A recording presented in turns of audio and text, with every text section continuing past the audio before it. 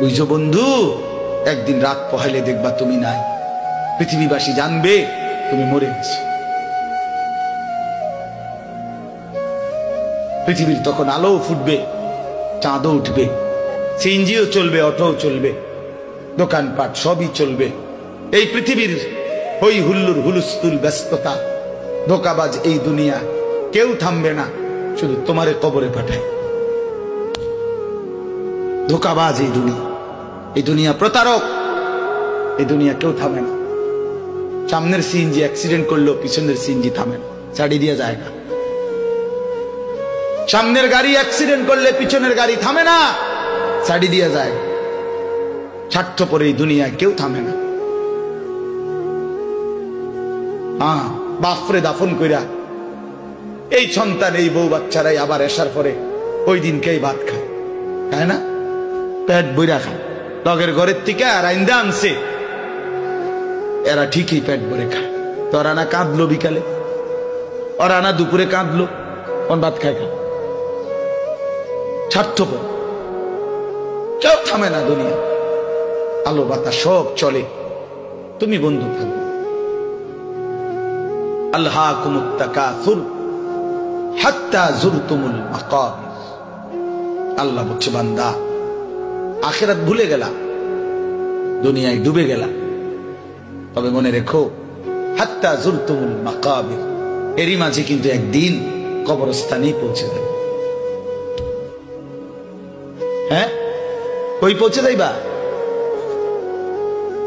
তোমরা কবরস্থান দেখো নাই ভাইয়া?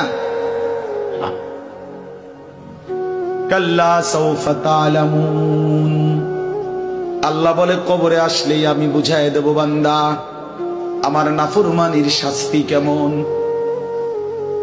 সুম্মা কাল্লা সাউফা তা'লামুন।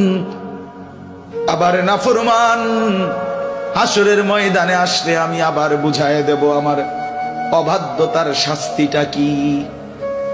একবার বুঝাবো কবরে। তাফসীরের মধ্যে আছে কাল্লা সাউফা তা'লামুনা ফিল কবরি সুম্মা কাল্লা সাউফা তা'লামুনা ফিল আখিরাহ।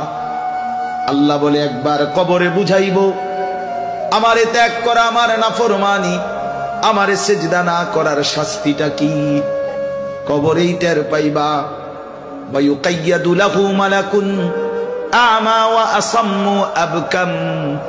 নবী বলেন, নাফরমানের কবরে এমন একজন ফেরেশতা পাঠানো হবে, যেই ফেরেশতা অন্ধ, বোবা, বধির, চোখেও দেখে না, কানেও শোনে না, জবানেও কথা বলতে পারে না। ফায়ুদরাবু লাহু বিমিতরাকাতিন মিন হাদিদ ওয়ারবাতান বাইনা উদুনাইহি। আল্লাহর নবী বলেন, ওই ফেরেশতা ওই নাফরমান পাপীকে লোহার হাতুড়ি মুগুর দিয়ে দুই কান বরাবর এমন জোরে আঘাত মারবে, ফায়াসিহু সাইহাতান ইয়াসমাউহা মান ইয়ালিহি ইল্লা তাকালাইন। নবী বলেন, নাফরমান এত জোরে চিৎকার করবে, মানুষ এবং জিন ব্যতীত আল্লাহর সব সৃষ্টি শুনবে।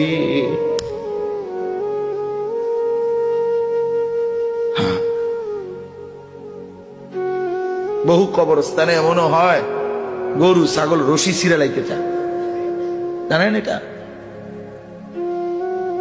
ওরা শুনে, ওরা শুনে কবরের আযাবের আওয়াজ, এজন্য রশি ছিঁড়া ফেলতে চায়। প্রিয় বন্ধু, কষ্ট পাইবা, এই অনিবার্য বাস্তবতা কবর ইমানদার হিসাবে অস্বীকার করার কোন জো নাই, পাশ কাটাইবার কোন সুযোগ। এই দল কিংবা এই দল, আমি কিংবা তুমি, কেহই অনিবার্য এই সত্য, চিরন্তন এই বাস্তবতা, নিদারুণ এই সত্য, কবর, আখিরাত, মৃত্যু, এটাকে পাশ কাটাবার সুযোগ নাই, নাই। অতএব আমি অনেক নওজোয়ান, তোমরা মাশাআল্লাহ এই ভালোবাসা কি দিয়া মূল্যায়ন করে, এই মহব্বত আল্লাহর জন্য। তাইলে যেহেতু তোমরা পছন্দ করে ভালোবেসে আল্লাহর জন্যই আসছো, আল্লাহর কথা শুনবার জন্যই আসছো। আমি অনুরোধ করি তোমরা আরেকটু আগাও। যেহেতু আল্লাহকেই ভালোবাসো, আল্লাহর কথাই শুনতে চাইছো, আল্লাহর জন্যই বসছো ভাইয়া, দাঁড়াইছো, তো আর একটু হিম্মত করে সেজদা দিয়া দাও, মালিকের সেজদা দাও, ঠকবা না।